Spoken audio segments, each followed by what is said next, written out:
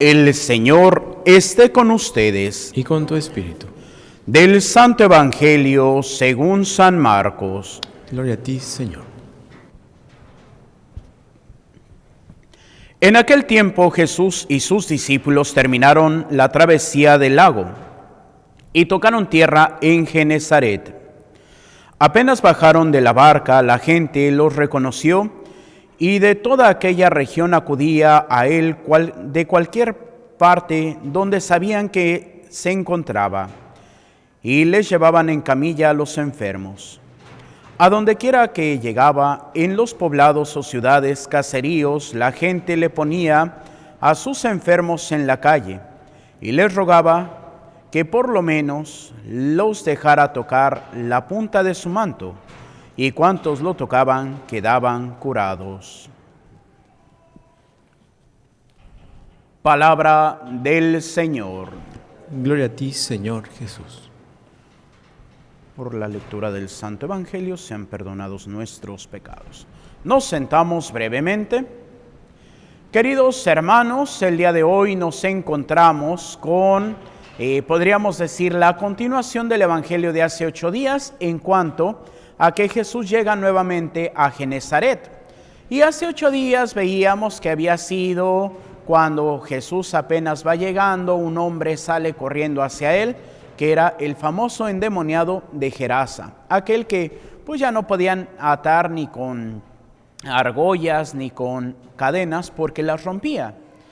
Y cuando Jesús se marcha, ¿por qué? Porque los pobladores de Genesaret le dicen: Señor, gracias por haber venido, pero mira, vete. ¿Por qué? Porque tu estancia aquí nos cuesta dinero. ¿En qué sentido? En que pues por salvar a un hombre se perdieron 2,000 puerquitos. Entonces dijo: no, si quieres salvar a toda la población nos quedamos sin puerquitos. Y era pues precisamente una población que se dedicaba al cuidado de los puerquitos. Entonces, cuando Jesús se retira, el que había sido el hombre endemoniado le dice a Jesús: Señor, permíteme ir contigo. Y el Señor le dice: no, ve con los tuyos, ve a tu familia y habla de la misericordia que ha tenido Dios contigo. Y vemos cómo la predicación de un solo hombre, o más bien aquí ni predicación, sino el testimonio de un solo hombre, convierte a una población. ¿Por qué? Porque ahora no le dijeron vete, ahora le llevaban a sus enfermos. ¿Para qué? Para que los curaran. ¿Para qué? Para que los librara también de los espíritus inmundos. Y es aquí donde cada uno de nosotros tiene que aprender a dar testimonio de Dios. Pero ¿cómo vamos a dar testimonio de Dios? Pues viviendo conforme a lo que el Señor nos propone.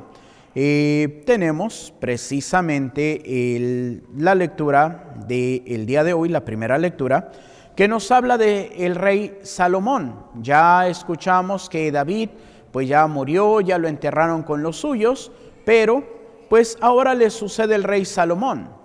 Y algo que el Señor le impidió al rey David que hiciera, que era construir el templo del Señor, el rey Salomón lo hace. Y podemos ver cómo el rey Salomón, al hacer esta buena obra, el Señor se manifiesta y toma posesión de ese templo.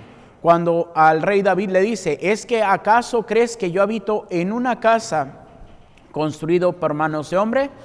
Mío es el mundo, y el mundo entero no puede contenerme. Pero es aquí esta buena acción del rey Salomón que le vale que el templo se llene de su gloria. Y aquí podríamos preguntarnos: ¿y por qué nosotros hoy no vemos la gloria de Dios? Que obviamente si estamos distraídos no la vemos, pero si vemos o prestamos atención, día a día podemos ir encontrando la gloria del Señor. No la vamos a encontrar así como que dijéramos: ¡ay, una obra maravillosa, una señal extraordinaria! No, en lo sencillo del día al día es donde encontramos la presencia de Dios. Pero ¿cuántas veces nosotros pecamos contra el Señor? ¿Cuántas veces preferimos no hacer la voluntad del Señor? Y entonces es ahí donde ¿cómo vamos a poder ver la presencia del Señor si no estoy abierto a ella? ¿Cómo voy a poder encontrarme con el Señor si no me acerco a Él? Ciertamente, a veces podemos conocer más del mundo. Y por ahí un sacerdote pues estaba y agarra y pues le pregunta a un feligrés, le dice, oye, ¿y a qué horas juegan mis poderosísimas Águilas del América? Y el feligrés, ay padre, pues ya hasta perdieron. Y así como que, ¿cómo que perdieron? Pues sí, padre. Y es a veces lo que nos pasa hasta los sacerdotes. Queremos estar más enterados de las cosas del mundo que las cosas de Dios. Y es ahí cuando podemos preguntarle ahora a los jóvenes, por ejemplo, pues yo a veces cuando pues voy en el camino hacia la parroquia, pues a veces se escucha que pues por el camino o los carros pues traen el famoso reggaetón. Y hay veces que no le entiendo ni jota. ¿Por qué? Porque pues ahora sí que con todo respeto ni cantan. Ahora sí podríamos decir que berrean, como antiguamente decíamos, de que uno se ponía a cantar y cantaba medio mal y ¡ay, ya deja de berrear! Pero ahora berrean y ¿qué dicen? Pues quién sabe, pero los niños y los jóvenes se la saben de memoria. Hay por ahí por la parroquia en donde presto mis servicios, pues una casa en donde pues tienen esta bocina de la Alexa. ¿Por qué? Porque la ponen a todo volumen y nada más, Alexa, pon tal canción y se la cantan de pi a pa. Y luego Alexa, pon esta otra canción y se la cantan de pi a pa. Y a veces me pregunto, ¿y esas niñas que están cante y cante, se sabrán los 10 mandamientos? Y lamentablemente muchas veces no.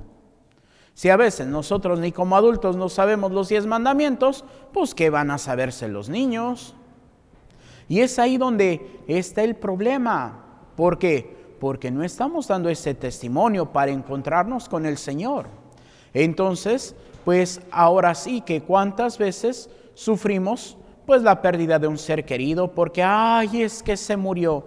O sufrimos tanto un problema que estamos viviendo. ¡Ay, Señor, ¿por qué me tratas tan mal? Y es triste cuando uno llega a escuchar a personas decir, es que Dios no me quiere, es que Dios no me ama. ¿Por qué? No porque Dios no te quiera y te ame, sino porque tú no le has dado la oportunidad de demostrarte su amor. El Señor nos ama a todos. Y podríamos decir, ay Padre, ¿y hasta ama al diablo? Claro que hasta ama al diablo. Ay Padre, entonces ¿por qué existe el infierno? Porque también es la misericordia de Dios. Imagínense, ¿qué sería más castigo? ¿Estar en el infierno o estar toda la eternidad con alguien que no quieres estar? Estar toda la eternidad con alguien que no quieres estar. Entonces Dios crea el infierno, ¿para qué? Para que Satanás y sus ángeles y todas las personas que libremente rechazan a Dios estén ahí, para no atormentarlos con su presencia. Ahora bien, pues también cuántos santos que podemos escuchar por ahí, hasta el Santo Padre Pío de Pietrelcina, que estuvo 2 horas en el purgatorio y dice que es un sufrimiento, pero es un sufrimiento que se goza. ¿En qué sentido? No en que las almas sean masoquistas y les guste sufrir, sino porque saben que ese sufrimiento los va a purificar para entrar en contacto con Dios. ¿Y cuántas veces nuestros sufrimientos aquí en la tierra no los ofrecemos por nuestros pecados? Y es lo que dice San Pablo en su carta, ahorita no recuerdo si es a los romanos o es a los corintios, en donde dice, completo en mí los sacrificios que le faltaron a la cruz de Cristo. Y no es de que le haya faltado nada a la pasión de Cristo, sino que en su misericordia me permite unir mis sacrificios a los de Él por la salvación de los pecadores. Y aquí podríamos aplicar esa frase de San Juan Bosco, quiero que me ayudes a ganar almas, pero primero la tuya. Entonces, sí, Señor, mira, te ofrezco mis sacrificios, primeramente por mi propia conversión y también por la conversión de mis hermanos. Y es ahí donde tenemos que ir disfrutando ese sufrimiento, no de un sufrir por sufrir, sino de sufrir por amor a Dios. ¿Qué sacrificio y qué sufrimiento es ese? El mismo sufrimiento y sacrificio de una mamá. Podríamos preguntarles, ¿les costó dar a luz a sus hijos? Sí. ¿Y tienen rencor por ese dolor que sufrieron? No. Y si tuvieran que volver a sufrir eso mismo por sus hijos, ¿lo volverían a sufrir? Sí. Ese es un sufrimiento que sí duele, pero que se goza a la vez. Y les apuesto que van a decir, ay padre, pero es que se me quitó el dolor cuando tuve a mi hijo entre mis brazos. Realmente no se les quitó el dolor siguió ahí. Pero fue tanto más la alegría que ya no se fijaron en el dolor. Fue tanta más la dicha que ya no pensaron que estaban sufriendo.